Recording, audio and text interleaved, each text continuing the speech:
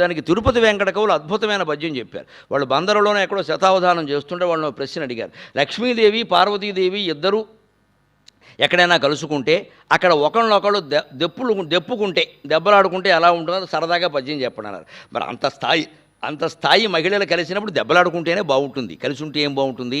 దెబ్బలాడుకుంటే ఓ cinema తీయచ్చు. కలిసి ఉంటే ఏం సినిమా తీస్తావు? సినిమా తీయాలంటే 4-5 మలుపులు గట్టిగా ఉండాలి. కానీ సీతారాముడు ఇద్దరు పెళ్లి చేసుకున్నారు, సుఖంగా ఉన్నారంటే సినిమా ఎవడు చూస్తారండి? ఎందుకు చూస్తారు? దాంట్లో ఉండాలి.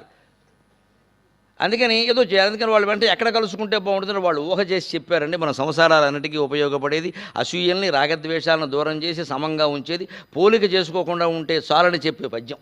వీళ్ళిద్దరు ఎక్కడ కలుసుకోవాలి? చెన్నై బస్ స్టాండ్లోనూ రైల్వే స్టేషన్లోనూ వాళ్ళు కలుసుకోరు కదా. లక్ష్మీదేవి పార్వతీదేవి వాళ్ళ స్థాయి ఏమిటి? వాళ్ళు కలుసుకోవాలంటే సరస్వతీదేవి ఉండాలి, మూడో ఆవిడ. అందుకని ఆ సరస్వతీదేవి శ్రావణ మాసం నోమును వచ్చింది. ఆవిడ నోచకూడదు, ఆ దేవత అయితే మాత్రం ఆవిడ నోచాను, ఆవిడ వచ్చింది. దానికి వీళ్ళిద్దరిని పిలిచింది. మరి ముత్తైదువులు కదా. శచీదేవిని పిలిచింది, ఇంద్రుడు భార్య. మన్మధుడు భార్య రతీదేవిని పిలిచింది. ఆవిడ స్థాయి వాళ్ళందరినీ ఆవిడ పిలిచింది.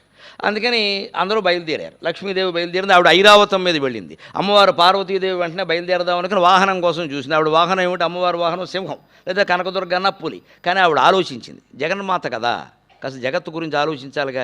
ఇప్పుడు ఈ సింహాన్ని వేసుకుని అక్కడికి వెడితే అక్కడ వ్రతం చేయడానికి అందరూ వస్తారు. వాళ్ళు ఏవో వాహనాల్లో వస్తారు. గ్రద్ద మీద ఒకళ్ళు, ఏనుగు మీద ఒకళ్ళు, ఎలక మీద ఒకళ్ళు, ఎద్దు మీద ఒకళ్ళు, రకరకాలుగా వస్తారు. అన్నీ పార్కింగ్ అని అక్కడ పెడతారు.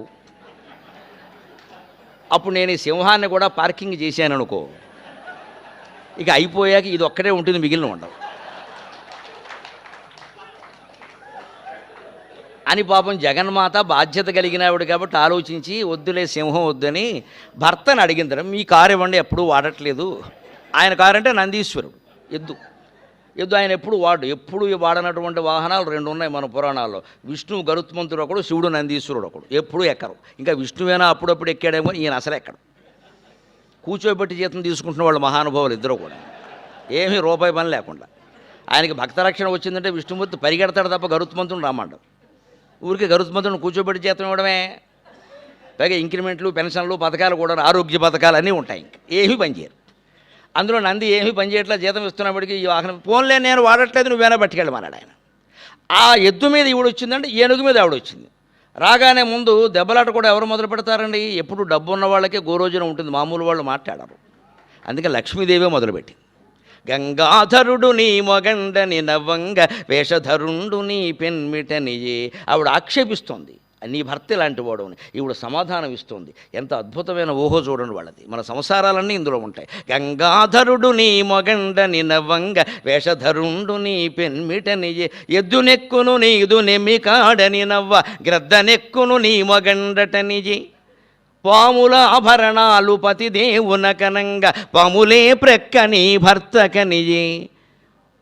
వల్లకాడిల్లు నీ వల్లభునకనంగ నడిసంద్రమిల్లు నీ నాథునకనే.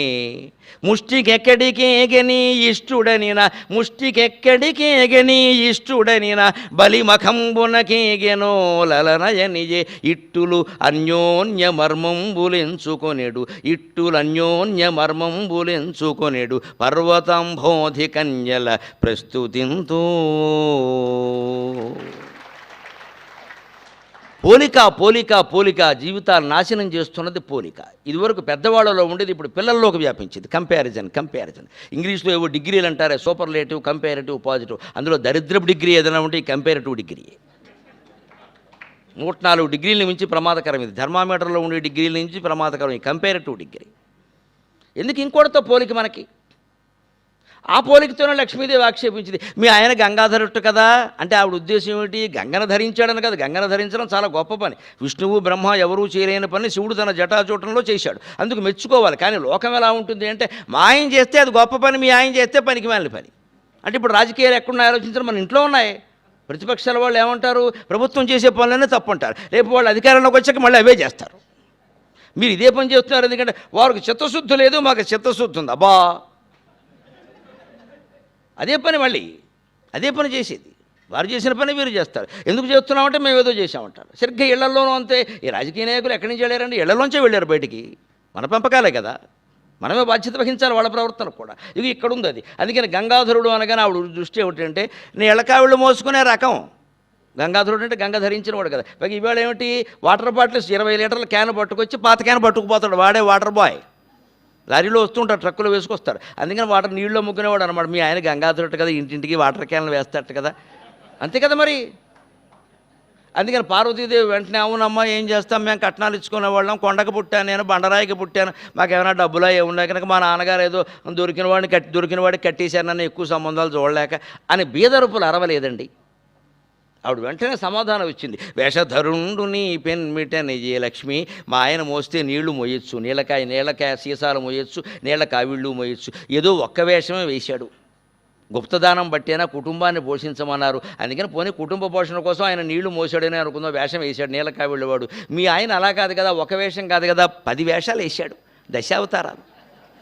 పైగా ఏ వేషాలో చెప్పుకుంటే ఇబ్బంది కూడా. చేప వేషం వేశాడు, తాబేలు వేషం వేశాడు, పంది వేషం కూడా వేసేట్టుగా. నువ్వెంత వరాహ అవతారం అన్నా పందేగా, విషయం అంతేగా, నువ్వెంత పొడుగు పేరెట్టినే. అంచేత దశావతారాలు అయినాయి. అన్ని వేషాలు మా ఆయన వేయలేదు. ఎక్కడైనా సభలో మా ఆయన కనపడకపోతే ఎక్కడుంటాడంటే నీళ్ళ సప్లై చేసేవాడు మా ఆయన వెంటనే తెచ్చుకుంటాను నేను. మీ ఆయన అలా కాదు, చేప అయ్యాడో, పంది అయ్యాడో, కుక్క అయ్యాడో, సగం మనిషి సగం సింహం అయ్యాడో, పొట్టిగా ఉంటాడో పొడుగ్గా ఉంటాడో ఏమీ తెలియదయ్యే. అందుకని నీ కాపురం కంటే నా కాపురమే మంచిదండి. ఎద్దు నెక్కును నీదు నెమ్మి కాడని నవ్వ, గ్రద్ద నెక్కును నీ మొగండటనియే. మీ ఆయన ఎద్దెక్కుతాట కదా, ఏమిటో పార్వతి ఈ నీళ్ళు ఏంది పెళ్ళి, ఒక BMW కారేనా లేదు, కనీసం నానో కారేనా లేదు, టాటా వారు కనిపెట్టారు, ₹1,00,000 అందరికీ ఇస్తున్నారు. ఏం కొంటాళ్ళే, అందుకనే ఎద్దెక్కి వచ్చామంటే వెంటనే ఆవిడ జవాబు ఇచ్చింది, మేము ఎద్దెక్కాం, మీరు గ్రద్దెక్కారు, పెద్ద తేడా ఏముంది. గ్రద్ద కంటే ఎద్దేనయం ఆలోచించండి, ఎందుకంటే ఇష్టం లేకపోతే దిగిపోవచ్చు. ఇష్టం లేకపోతే దిగిపోవచ్చు. గ్రద్దెక్కామనుకోండి, ఎక్కడ దిగుతాం, వాడు దింపిన చోట దిగాలి.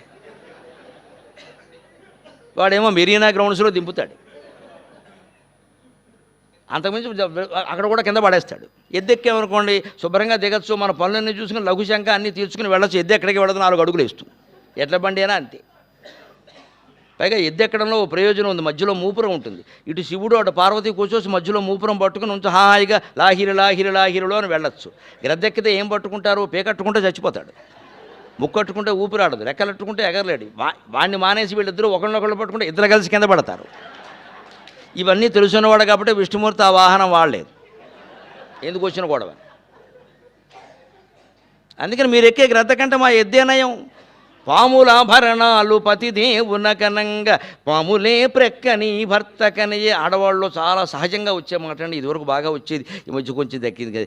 ఏమిటో పార్వతి ఒంటిపేట గొలుసేనా లేదు మెళ్ళో, ఆయన ఏం చేయిస్తాడులే, ఆయనకే కట్ల పాములు పొట్ల పాములు ఉన్నాయి ఒంటి నిండాను, నాగభూషణ నందివాహన అని పాములు ఉన్నాయి, ఆయన ఒంటి మీదే పాములు ఉంటాయి, నీకేం చేయిస్తాడు అని ఆక్షేపణ అనమాట. వెంటనే ఆవిడింది, పాముల ఆభరణాలు అయితే నష్టమేం లేదు, ఎందుకంటే ఆభరణాలు ఆడవాళ్ళు ఎప్పుడు పెట్టుకుంటారు, పేలుకో పేరంటానికో విందుకో వినోదానికో పెడితే పెట్టుకుంటారు. అంతేగాని ఇంట్లో పట్టు చీర కట్టుకుని ఆభరణాలన్నీ పెట్టుకుని KR విజయలాగా ఇలా కూర్చోరు కదా.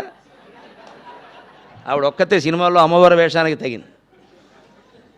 అందుకని శుభ్రంగా అన్నీ పెట్టుకుని ఇలా కూర్చుని, ఆ శరీరం కూడా సరిపోతుంది, శుభ్రంగా హాయిగా ఉంటుంది, అందుకని కూర్చుంటుంది ఆవిడ. అందుకని అలా ఊరికి అన్నీ అలంకరించుకుని ఎవరు కూర్చోరు కదా. అందుకని ఆభరణాలు లేకపోతే నష్టమే లేదు, కానీ ముందు పడుకునే పక్క బాగుండాలి కదా లక్ష్మి.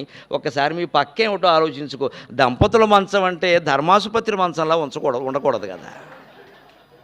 అదే మన్మధుడు రతీదేవి పడుకునే మంచంలా ఉండాలి దంపతుల మంచం అంటే. అందుకని ఆదిశేషుడు 1000 పడగల పావ, దాని మీద నువ్వు మీ ఆయన పడుకుంటున్నారా, ఇంక నువ్వు నన్ను ఆక్షేపిస్తున్నావా, దంపతులకు కావాల్సిందే పక్క లేకపోతే ఆభరణాలా, ముందు నీ పక్క సరి చేసుకో, మాకు అనవసరం అని చెప్పిందండి. అలాగే వల్లకాడిల్లు నీ వల్లభునకనంగా, నది సంద్రమిల్లు నీ నాథునకనే. ఏమిటో పార్వతి ఇన్నేళ్ళైంది పెళ్ళి, ఏమిటో సింగిల్ బెడ్రూమ్ అపార్ట్మెంట్ కూడా లేదు. పాపం రాజశేఖర రెడ్డి గారు బతుకుంటే ఇందిరమ్మ ఇల్లేనా ఇచ్చేవాడు, లేదు తెలంగాణలో పుట్టుంటే డబుల్ బెడ్రూమ్ హౌస్ ఇచ్చేవాళ్ళు ఫ్రీగా, అది కూడా లేదు. ఏమిటో ఇల్లు లేని ఇల్లాలు అయిపోయావు, మంచుకొండ మీద కాపురం చేస్తున్నావు అంటే, ఫోన్లే ఇల్లు లేకపోతే ఏముంది, వల్లకాట్లో ఉంటాను నష్టమేలా. ఎందుకంటే వల్లకాడ సాయంత్రం ఇంట్లోకి ఎవరు వస్తారో తెలియదు, కానీ శ్మశానానికి ఖచ్చితంగా సాయంత్రానికి 2 వస్తారు, 2 శవాలు వస్తాయి. మోస్తూ 2 నాళ్ళు 8 మంది వస్తారు. ముందు పెద్ద కూడా కొండ పట్టుకుంటాడు, 10 మంది గ్యారంటీ. వాళ్ళకి శవదహనం కారణంగా దాహం అవుతుంది, మంచినీళ్ళు ఇస్తాం. శ్మశానంలో కూడా దాహం తీరుస్తున్నారమ్మా, వృద్ధ దంపతులు ఆనందంగా ఉండడానికి అభినందిస్తారు, పెద్దవాళ్ళు అయితే ఆశీర్వదిస్తారు. అలాగే నలుగురు వచ్చే చోట ఇల్లు కట్టుకోవాలి, కానీ ఎవడూ రాకుండా నువ్వు నీ మొగుడు పాలసముద్రంలో ఇల్లు కట్టుకున్నారు, ఏమో ఉపయోగం అని అడిగింది. ఆయన పాల సముద్రంలో ఉంటాడు. ఎవడెడతాడు అక్కడికి ఎవరు వెళ్ళరు. వెడితే గిడితే 6 నెలలకు ఒకసారి నారదుడు వెడతాడు. ఆయన వెళ్ళినప్పుడల్లా దుర్వార్తలే, మన ప్రసార మాధ్యమాల వాళ్ళలాగా ఎప్పుడూ దుర్వార్తలే, సద్వార్త ఒకటి కూడా ఉండదు. లోకం అంటుకుపోతుంది, కొంపలు కాలిపోతున్నా మీరు ఆవిర్భవించాను అంటే అంత లక్ష్మీదేవితో వియోగం ఆయనకి. అందుకని మీకంటే మేమేనయో సుఖంగా ఉన్న మా శ్మశానంలోకి ఎవడూ రాడు, దుర్వార్తలు చెప్పడం. శ్మశానమే పెద్ద దుర్వార్త, ఇంకంతకంటే వార్త ఏమిటి? ఇంకో మాట అంటుంది పద్యం ముగిస్తూ చివరిలో ఆవిడ, ముష్టికెక్కడికేగని ఇష్టుడనిన బలి మఖంబునకేగెనో లలనయని. ఏమిటో మీ ఆయన బెచ్చమెత్తుకుంటాట కదా, ఆది భిక్షువా నిన్ను ఏది అడిగేది అని మా సీతారామ శాస్త్రి పాట కూడా రాశాడు మహానుభావుడు. అందుకని ఆది భిక్షువు కదా మీ ఆయన బెచ్చమెత్తుకుంటాట కదా, ఇవాళ ఎక్కడికి వెళ్ళాడు ఏమిటి అందుట అంటే స్టడీ చదువుకునేవాడికి ఓ షెడ్యూల్ ఉన్నట్టుగా బెచ్చమెత్తుకునేవాడు కూడా ఓ షెడ్యూల్, ఓ ప్రణాళిక ఉంటుంది కదా. అందుకని మీ ఆయన ఎక్కడికి వెళ్ళాడంటే ఆవిడ జవాబు వచ్చింది. ఎక్కడికి వెళ్ళాడో చెప్పనా, చెబితే నువ్వే తలంచుకుంటావు. పాతాళ లోకంలో వామనుడు బలిచక్రవర్తి యజ్ఞం చేస్తున్నట్టు అక్కడికి వెళ్ళాడండి. అక్కడికి వెళ్ళింది వీళ్ళ ఆయన కాదు. బిచ్చమెత్తింది ఎవరండి? ఆయనేనండి. శివుడు ఎక్కడ బిచ్చమెత్తాడండి? పురాణాలు మొత్తం చదివినా సరే శివుడు భిక్షాటన చేసిన ఇల్లు ఒక్కటి కూడా లేదు. ఆయన ఎక్కడ బిచ్చమెత్తాడు? భిక్షాం దేహి కృపావలంబనకరి మాత అన్నపూర్ణేశ్వరి. భార్య దగ్గర బెచ్చమెత్తాడండి. భార్య దగ్గర బెచ్చమెత్తిన వాడు మనలో ఎవడున్నాడండి? మధ్యాహ్నం 1 గంట అయ్యేసరికి అన్నాల బల దగ్గర అన్నం పెట్టుకుని అన్నం పెట్టి అంటలా. భార్య దగ్గర అనకపోతే పక్కింటికి వెళ్ళి అడుగుతామా, గోమే కొట్టేరు. భార్యను అన్నం పెట్టమండం బెచ్చమెత్తడం ఎలా అవుతుందండి? భార్యను కాకపోతే ఎవరిని అడుగుతాం? ఆయన భార్యని అడిగాడు. ఆవిడ అన్నపూర్ణేశ్వరి, హాయిగా అన్నదానం చేసింది. కాశీ విశాలాక్షి అన్నపూర్ణేశ్వరి. అంటే భార్యను అడిగితే తప్పిపోయింది. మీ ఆయన అలా కాదు కదా, ఎవడో అక్కడికి వెళ్ళాడు. పైగా అడిగినప్పుడు స్కేల్ వేరు, కొలిచినప్పుడు స్కేల్ వేరు. మహామాయ, విష్ణుమాయ. ఓ పిల్లాడు వచ్చి 3 అడుగులు అంటే వాడి పాదం ప్రకారం 3 అడుగులు అనుకుంటా, కానీ శంషాబాద్ ఎయిర్పోర్ట్లో అమరావతిలో 3 అడుగులు అంటారా? అక్కడికి తేడా లేదా? రేటు తేడా ఉండదా? అమరావతిలో రేటు వేరు, అంబాజీపేటలో రేటు వేరు. నువ్వు అడుగులు ఎక్కడో చెప్పకుండా అడుగులంటే అలాగా. అందుకని అక్కడ విషమెత్తింది మీ ఆయన. నువ్వు తలంచుకోవాలి కానీ నేను తలంచుకోవాల్సిన అవసరం లేదని ప్రతి మాటకి జవాబు అప్పగించిందండి. ఇలా ఒకరినొకరు దెప్పుకున్న లక్ష్మీదేవి పార్వతీదేవి సభాసదులందరినీ ఆశీర్వదింతురుగాక.